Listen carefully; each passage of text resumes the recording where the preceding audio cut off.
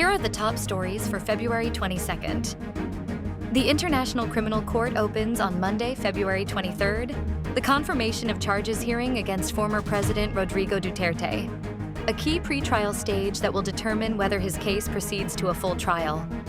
The hearing begins at 10 a.m., The Hague time, or 5 p.m. in Manila on Monday, before Pretrial Chamber 1 at the ICC. Pretrial Chamber 1 is composed of presiding judge Julia Antoinella Motoc and judges Rain Adelaide, Sophie Alapini Gansu, and Maria del Socorro Flores Liera. The proceedings are scheduled on February 23rd, 24th, 26th, and 27th in Courtroom 1, with special measures adopted to facilitate Duterte's participation before he waived his right to appear at the hearing.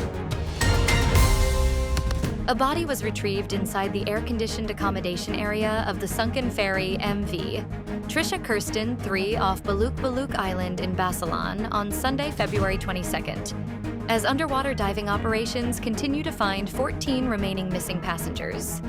PCG spokesperson Captain Noemi Kayabyab said the recovery of the cadaver pushed the death toll 65. The number of survivors remains at 293.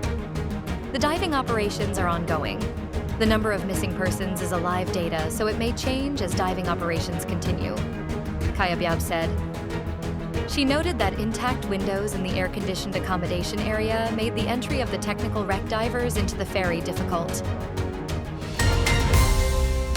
The Senate will discuss, among others, Senator Ronald De La Rosa's absence from plenary sessions in an all-senators caucus on Monday, February 23rd.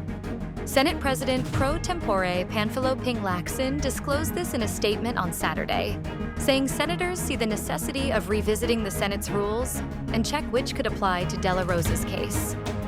De La Rosa has stopped attending Senate sessions since last year after Ombudsman Jesus Crispin Remulla said that the International Criminal Court has issued an arrest warrant against him in connection to the Duterte administration's war on drugs. PAGASA said on Sunday, February 22nd, that the northeast monsoon, or Amihan, is bringing generally fair weather over most parts of Luzon, while the shear line continues to cause rains in parts of the Visayas. PAGASA weather specialist Veronica Torres said the Amihan remains the dominant weather system over Luzon. Metro Manila and much of Luzon may expect fair weather conditions, with chances of light rains, she said. However, Cagayan, Isabela, and Aurora may experience cloudy skies with light rains due to the Amihan. The shear line, meanwhile, is affecting the eastern portion of the Visayas. The Supreme Court decision striking down President Donald Trump's sweeping tariffs has added a wrinkle to already complicated U.S.-China relations, with both countries navigating shifting ground to avoid an all-out trade war that would disrupt the global economy while still jostling for a position of strength in negotiations. Friday's court ruling would seem to strengthen China's hand, but analysts predict that Beijing will be cautious in exploiting the advantage, knowing that Trump has other ways of levying taxes. Both sides also want to maintain a fragile trade truce and stabilize ties ahead of Trump's highly anticipated trip to Beijing.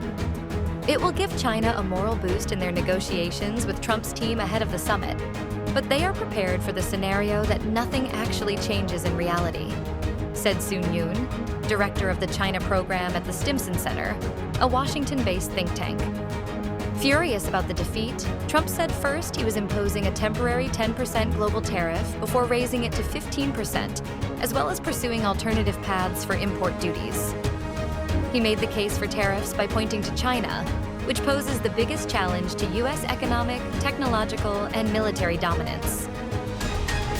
Stay updated with the latest news. Visit our website at www.mb.com.ph or follow us on social media. Thanks for tuning in to the Manila Bulletin Daily Rundown.